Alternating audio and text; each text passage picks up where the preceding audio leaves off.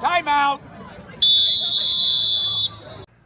Hi and welcome to Timeout. If you look closely at my wardrobe today, you'll see I have a members only jacket on. That's because we've reached a pretty exclusive point in the year. We've reached the state championship round in all classes of football, and unfortunately for the area, there's only 2 teams that'll be playing for state championship. It's this after Howells-Dodge was defeated 22-12 by East Butler on Monday night in a Class D1 semifinal. It was a rematch of a regular season game in which Howells-Dodge won 26-20 to open the season. Big reason that Howells-Dodge lost on Monday. Dalton Bohach to Camden Robley for East Butler, 3 touchdown passes, 56 yards, 17 yards, and then 4th and goal from the 20. They hooked up for 20 yards to put East Butler up 22-12. Howells-Dodge couldn't quite climb back. They got touchdown run from Dylan Horace, and then a touchdown pass from Dax Van Langen to John Yostin, but they fell short. Finished the season 11-1. Nonetheless, a successful season for the Jaguars. In Class C, 2 teams are just a bit more successful. Those 2 teams are Norfolk Catholic and Boone Central Newman Grove. Norfolk Catholic reached the finals by defeating Wahoo 14-0.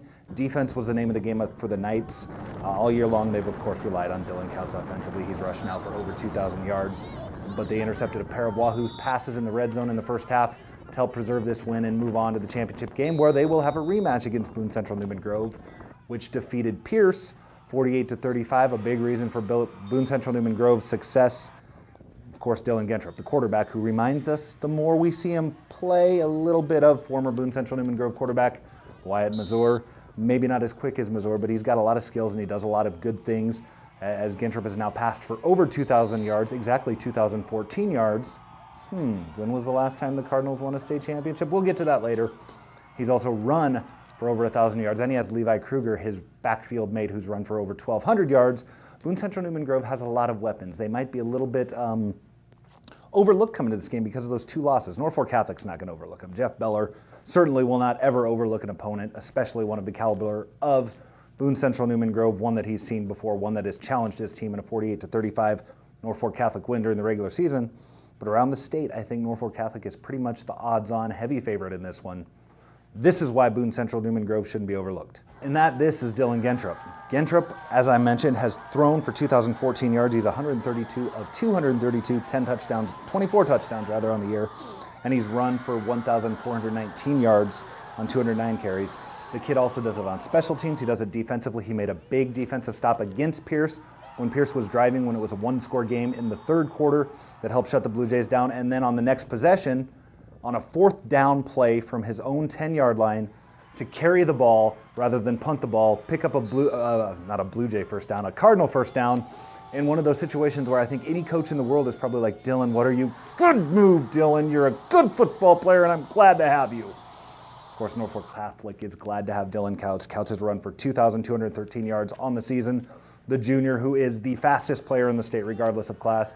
And as you've seen as he's aged on the football field, he's also gotten a little bit more physical. He's not quite as scared to run between the tackles, but you get the guy open in space, watch out. Evan Smith, a very good complementary factor for the Knights. Between the tackles, he's not afraid of contact, and he's gotten healthier and healthier as the playoffs have gone on. We're not going to predict any of the games, but we're going to say this. Norfolk Catholic, Boone Central Newman Grove, congratulations on reaching the finals. We're not going to come back next week with Timeout, but we will have highlights of that game available to you on NorfolkDailyNews.com, as well as photos, story coverage. Also look in the print edition where you will see photos and stories on the championship game, as well as previewing the championship game as we lead up to it. That game is next Tuesday, 10:15 a.m., Memorial Stadium in Lincoln. If you can't be there, watch it on TV. It should be a dandy of a game, followed by the Class C2 game, which Battle Creek just missed with a loss to UTAN. Battle Creek, it was their 5th straight appearance in the semifinals. They had defeated UTAN earlier in the year, couldn't quite get it done, but for a team to reach the semifinals 5 years in a row, that says a lot about what Andrew Carlson has done during his tenure at Battle Creek. Battle Creek is, again, one of those football powers in the state of Nebraska that you can't deny, regardless of the fact that they haven't quite been to a state championship game.